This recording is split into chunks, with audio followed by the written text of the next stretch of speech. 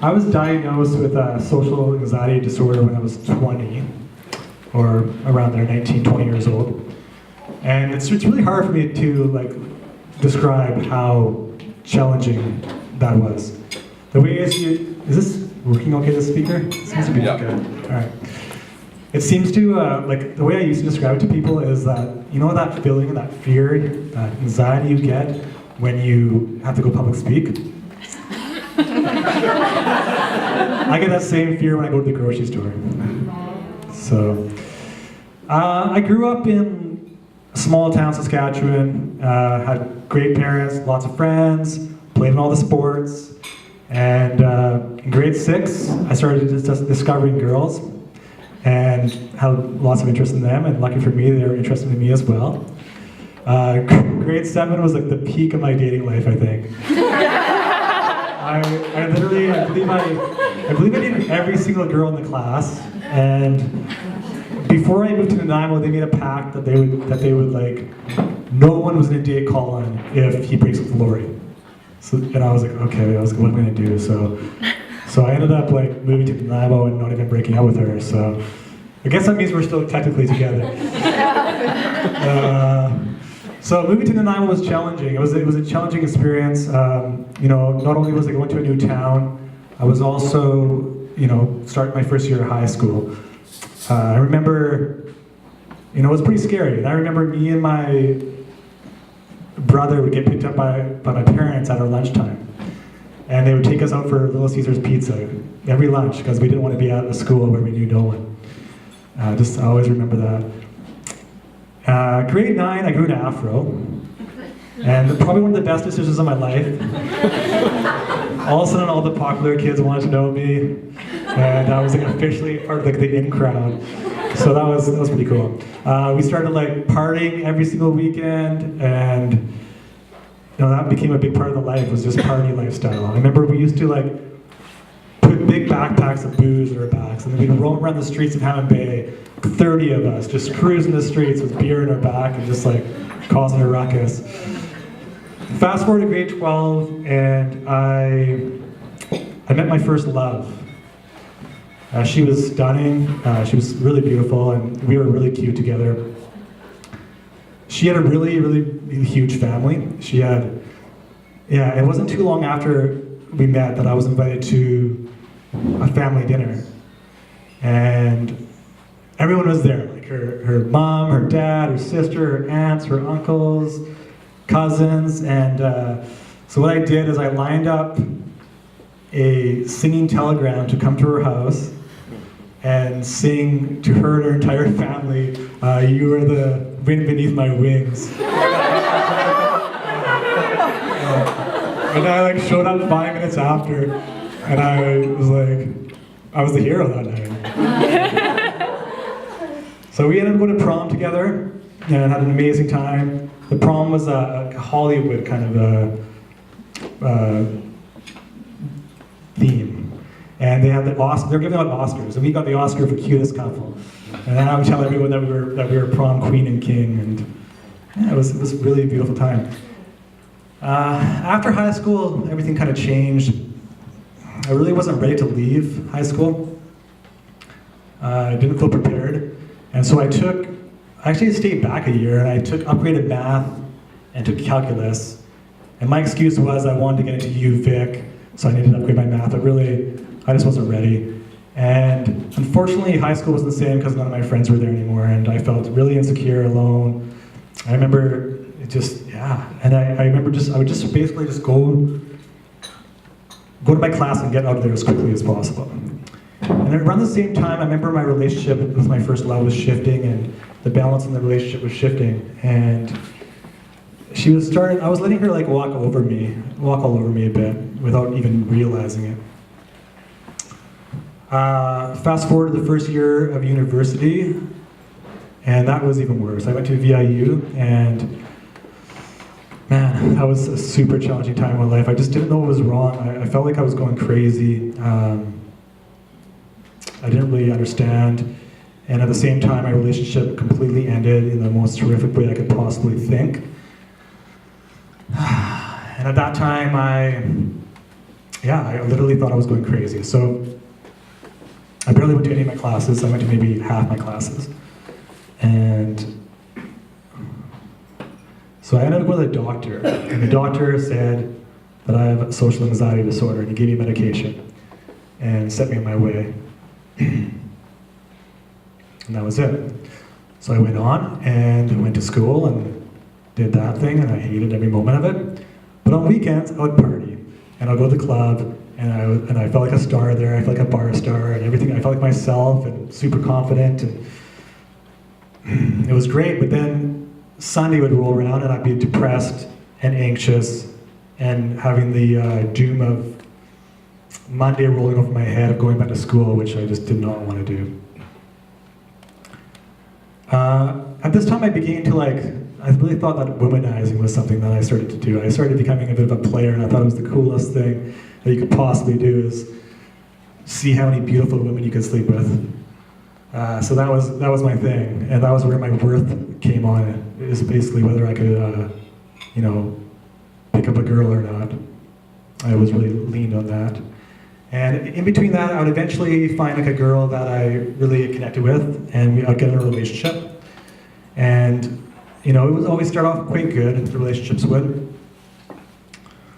Eventually there'd be fighting, and it would start becoming quite unhealthy. And then we'd break up, and we'd get back together, and all of that stuff. And that was a bit of a cycle. I knew they weren't right for me, but I couldn't break up with the person because they were the only person that knew everything about me. They were the only person that knew about my anxiety and what I experienced, so I leaned on them a lot. And then when we finally did break up, I would be absolutely devastated. I'd be a wreck, even if it was my choice. And then in between these relationships, I actually did quite a bit of traveling. And during the end of one of my last relationships, I went to Bali. And I had such an amazing experience in Bali. I was just so free and liberated. I was like, oh my God, doing yoga and all sorts of stuff. And I met some locals there and had such a great time with the people in Bali. And when I came back from there, me and my girlfriend at the time broke up. But this time was different. This time, yeah, it took a couple of days. It was sad, and I processed it. But then I felt free. I felt liberated. I was like, oh my God. This was it just felt different. I didn't have that same devastation that I always felt.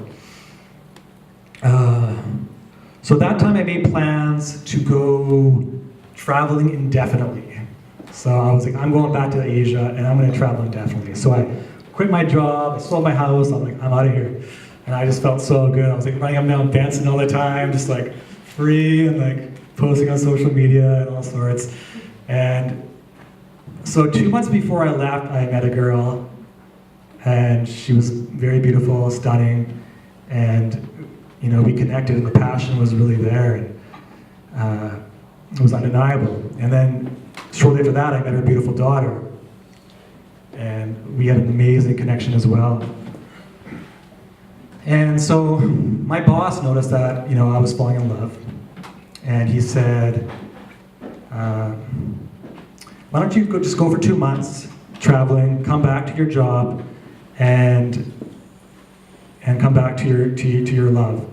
And so that's what I did. I took off to Indonesia, and with plans of coming back in 2 months. But it wasn't the same this time. I wasn't completely free. I was really back home still with my ex and her daughter, or my girlfriend at the time and her daughter. I was really back home still. I mean, I still had a few amazing experiences. I climbed a volcano, the tallest volcano in Indonesia, which did that for 3 days, and was the hardest thing I've ever done in my entire life, but also one of the most rewarding. So I was 5 weeks into my trip, and I went to Thailand. And I was there for 1 day, and I was just about to head south to the islands. I was meeting with a friend back home, and we were going to go, more of an acquaintance that I knew that was in Thailand. And just before I was about to meet up with him, I got a message on my phone from my girlfriend at the time's roommate. And it said that she had been attacked by a coworker. And and she was brutally beaten up, and she was in the hospital. So at that time, I changed everything. I was like, I just went straight to the airport, and I remember taking the cab there, and the cabbie, I was in Thailand, so the cabbie was trying to like rip me off, and I was just in no place for that. I was like, not having that shit. But I got there, and it was like, I don't know, didn't feel safe at all.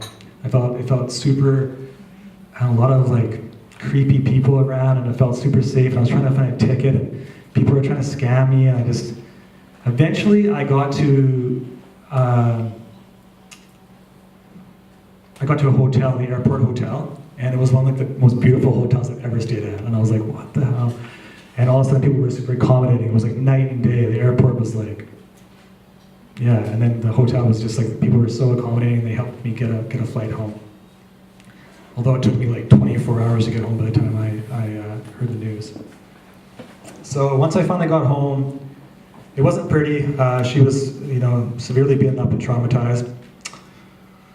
And I tried to be there for her as much as I could. Like, I was completely there for her, really. And I threw a big fundraiser for her to help her get back out on her feet. And one of the things I never mentioned about her is that she had a history of addiction.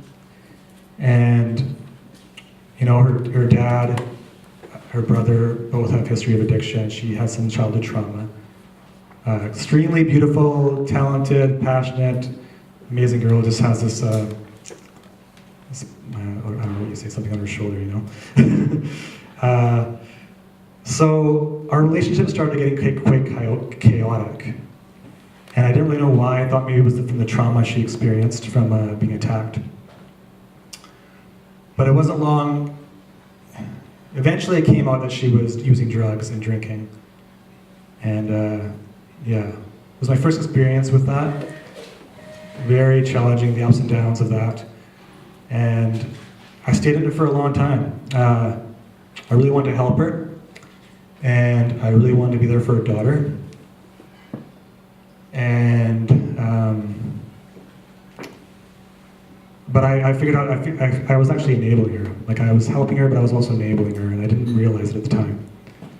Eventually I taught her to go to treatment, and she went to treatment on the mainland, which is where she went to treatment a longer time before that. And my arm's actually getting sore right now. There's no stand. Yeah. Anyways, so, sorry. Use the other one. Yeah, I'm trying that. You're a genius.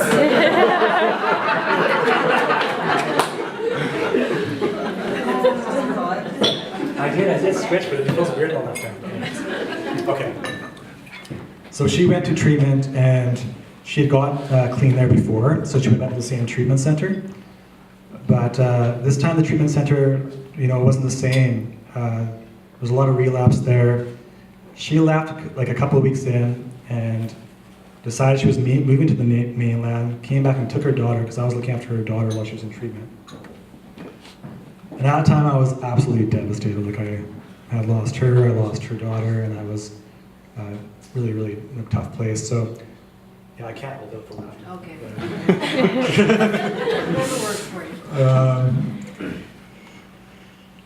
So I was really devastated. So I nowhere to really turn, and I went to Al-Anon. For those that don't know, Al-Anon is, a support group for loved ones, people with addiction or alcoholism. And at Al-Anon, I found a group of men that I could be really vulnerable. I went to a men's group. And I've always had like women in my life that I felt I was able to lean on and open up with, but never was comfortable to do it with men. And here there was a group of men that understood what I was going through, and they were there to support me, and we supported each other. And we did it for about a year, and it was a really big experience for me. I did the same 12 steps that AA did. So I did a list of people I hurt, and I made my amends. I made amends to a lot of ex-girlfriends, and it was quite profound. And during this time, I was still really connected to Hannah, or sorry, I said her name. It doesn't matter. to her daughter. I was trying to keep names out of it, but to her daughter, and I was still connected with her and seeing her. And people were wondering, and the people in my social circle were wondering, why is Colin still in a relationship with his ex when he's no longer with his ex's daughter when he's no longer in a relationship with her? And I wasn't sure if this came from judgment or curiosity or whatnot, but I decided to address that on social media. And I said, so I wrote a post, I said, it's because I absolutely love her, because we are so connected, because I enjoy my time with her. I've been a father figure for 2 years. And this post received a huge response from my friends. Tons of likes, tons of loving comments, and it was just big. So the next day I was like, I'm gonna do another one. So this time I made a post about my identity changing and like how I was a preppy, and then I was into grunge, and then I was into punk rock, and then I was metrosexual, and like all these different identities that I've associated with, and same thing. Big response from people. It was authentic. And so from there I decided that I was gonna do this thing called the Vulnerability Challenge, which is, I don't know, I just named it that. And for 30 days I was going to remove my mask, talk about my pain, shame, fear, love, pride, joy, everything. I was going to put it out there. So that's what I did. For 30 days, I posted each day. And, you know, I talked about my anxiety. I talked about womanizing. I talked about just feeling insecure and being judgmental and all sorts of different things. And I also kept it light. I talked about how I enjoy a quarter pounder of cheese every once in a while, and how I really, really love the movie The Land Before Time. So I try to mix it up, and I talked about just things I was proud of, how I can connect with children so easily, and some of the altruistic things I've done in my past. And from there, I gained a bit of a following, and I knew partway through that there was something here, and I decided that I was going to make it so that other people could do the Vulnerability Challenge. So I got busy and I launched a website, an Instagram page, a Facebook page, and I launched it, and then I waited to see if people were gonna do it. And it was like a day in, and somebody from Duncan started doing it. And then all of a sudden, somebody from the States, and then there was all sorts of people in the States, and then England, and then Brazil, and then Malaysia. All these people started doing the Vulnerability Challenge, which was really cool. And as it was just picking up, I got some news that my ex had relapsed, and her daughter was taken away from her. So I took her, and she has stayed with me for 8 months. Which was a really beautiful time. It was an amazing time. I love her, but it was also a very challenging time. For a number of reasons. I had a really big challenge of managing it all, as far as her being my priority, being a single dad to her, and then also I had this purpose, this TVC, the Vulnerability Challenge was my purpose, and then I had my job. And so basically the job and the purpose took a bit of a hit, but that was, I think my priorities were in the right place there. The hope was to bring her back, to get her back to her mom, and that still is the hope. But it hasn't really happened yet, and so she is now living with her auntie in White Rock, and it's a good situation. They're really excited to have her, and she's excited to be there. And from what I hear is her mom is doing really, really well, and working with a social worker to reunite them, and hopefully they get back together, because they are beautiful together when her mom's clean. So yeah, the Vulnerability Challenge, the moving forward with that is there's the offshoot of that. Going forward is this thing called TVC Tribes. So I have a number of my tribe members here. And we meet up weekly, and we get vulnerable. So every week we meet up and we do a little meditation, we get kind of grounded, and then we share. We share everything. Or as much as we want, as little as we want, but eventually we share everything. We've been meeting for a year now, and then we offer each other supportive and loving feedback to each other, and then we give a huge, big group hug, which is like the best part. Everyone loves that. And they're getting longer. The group hugs are getting longer. People are really settling into it. And my vision for this is for these tribes, these little tribes, to just pop up everywhere, and that vulnerability becomes mainstream. You don't have to have a specific ailment to be vulnerable. Everybody has issues and things, challenges they're dealing with. We don't have to deal with them alone. it's easier to do it together. So that's what this is all about, connectedness. And thank you guys very much.